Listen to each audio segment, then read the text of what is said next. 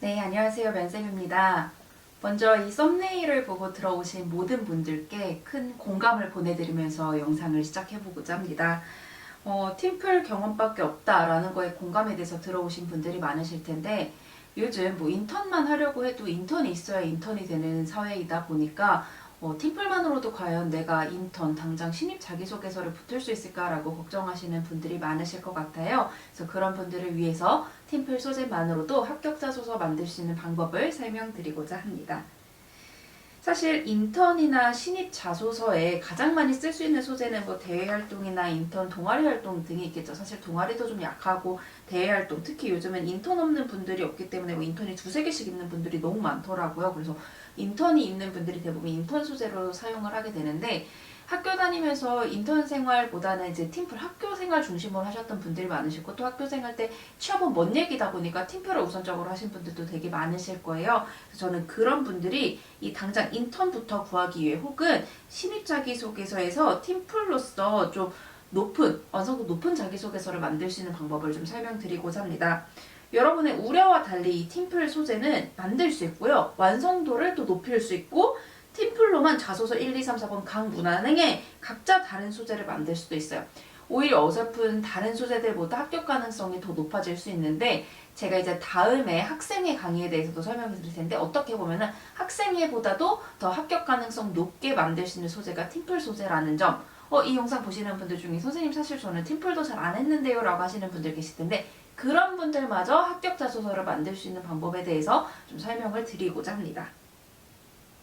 먼저 이 자소서를 완성하기 위해 여러분에게 필요한 준비물은요. 직무와 산업에 대한 이해도 그리고 성적표와 팀플리스트가 필요합니다.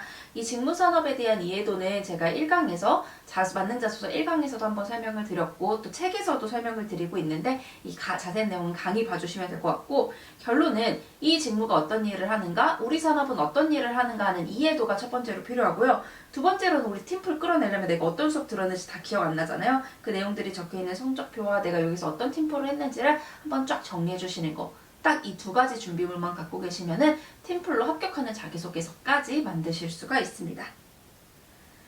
여러분이 팀플로 자소서 완성하기 전에 이 소재만은 꼭 있으면 좋다라고 말씀드리고 싶은 게 있어요.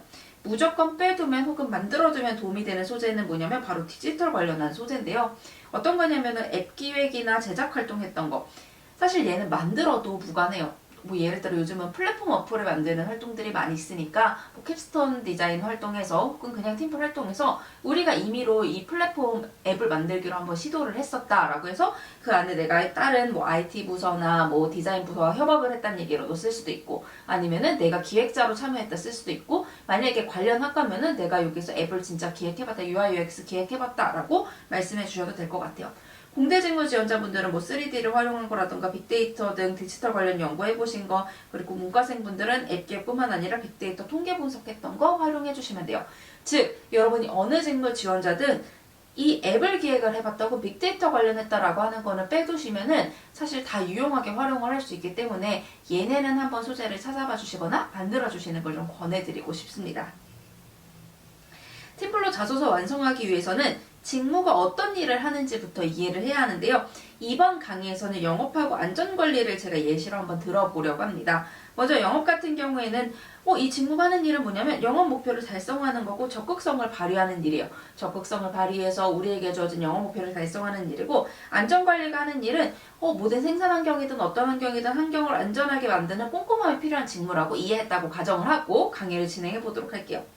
그렇다면 여기에서 어떤 팀플을 끌어내야 되냐면은 영업은 이런 일을 하는 거기 때문에 나는 팀플에서 모금 활동을 했다고 한번 만들어 봐야겠다. 예를 들어 우리가 팀플이 뭐 지역사회를 위한 팀플을 했었는데 그때 지역사회를 위한 봉사금액을 모금하기 위해 모금 활동을 했다라고 만들어 볼 수도 있는 거고요. 제일 쉬운 거 설문조사죠. 우리가 이걸 하기 위해 설문조사를 했다. 선생님 설문조사가 왜 영업에 쓰일 수 있어요? 라고 궁금할 수 있는데 영업은 결국 다른 사람을 설득해서 성과를 끌어내는 건데 설문도 사실 누구나 다 쉽게 해주면 좋지만 그렇지는 않잖아요. 그래서 내가 누군가를 설득해서 설문조사를 100명을 해야 할 걸 200명을 해냈다라고 하면 이것도 영업이 될 수가 있고요. 그리고 인터뷰를 끌어오는 것도 마찬가지예요.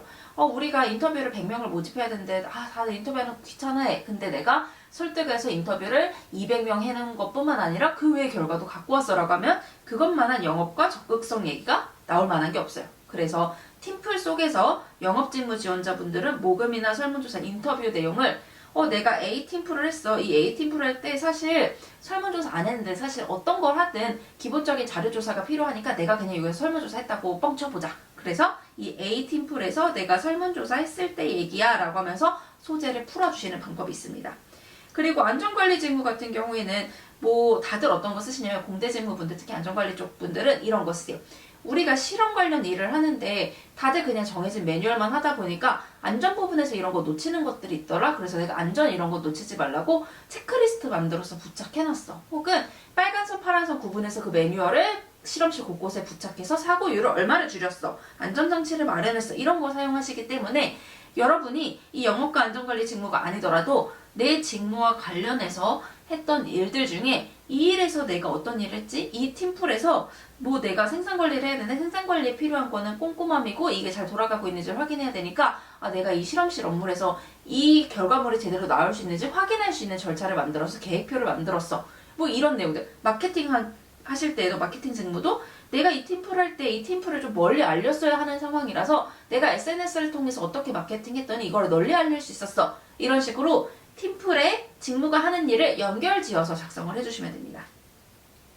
여기서 중요 포인트만 한번 짚고 가자면 중요 포인트는 여러분이 그 두 갈씩 작성하실 때 땡땡 프로젝트 당시 이렇게 쓰는 걸 권해드려요. 그냥 네 저는 무슨 수업 팀플 당시라고 하면 에이 뭐야 얘 얼마나 경험이 없으면 팀플 경험을 쓰겠어? 라고 하면서 좀 뒤로 밀어둘 가능성이 있기 때문에 뭐 예를 들어 지역사회 프로젝트 당시, 복지 프로젝트 당시 혹은 여러분이 만약에 은행을 지원하신다라고 했을 때는 뭐 소상공인 프로젝트 당시 이런 식으로 좀 고객 대상으로 쓰시고 뭐 안전관리 하시는 경우에는 뭐 화학 관련 프로젝트 당시 혹은 어떤 물질 프로젝트 당시 최대한 이 땡땡에는 산업이나 직무와 관련해서 키워드를 넣어주시는 게 가장 좋습니다. 그래야 팀플처럼 보이지도 않고 내가 자발적으로 이 프로젝트에 참여한 것 같고 자기소개서를 읽는 사람의 이목을 끌어올 수 있기 때문이에요.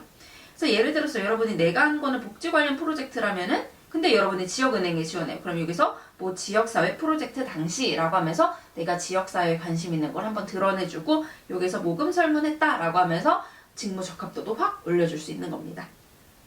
이렇게 해서 팀플은 이런 내용들로 만들면 내 문항을 다 다르게 작성할 수도 있고 직무산업 관심도도 여러분이 만약에 내가 1, 2, 3, 4번에 1, 2, 3번의 직무산업 관심도에 내가 전문성 부분을 좀 덜 강조했네. 그러면 이 팀플로 전문성 부분을 또 강조할 수 있는 거예요. 그래서 여러분이 이렇게 팀플에 대해 공부한 내용을 도전, 창의, 협업 등 문항별에 맞춰서 팀플에서 어떻게 소재를 발굴할 수 있는가 그리고 템플릿은 어떻게 넣을 수 있는가를 제가 책으로 완성을 해봤으니까 이 책을 통해 참고해 보시면 될 것 같고 그 외에도 만능 자소서 강의가 있기 때문에 그걸 보시면서 소재를 끌어내서 템플릿에 넣으면은 여러분이 어디든 활용할 수 있는 만능 자소서를 만드실 수 있을 겁니다.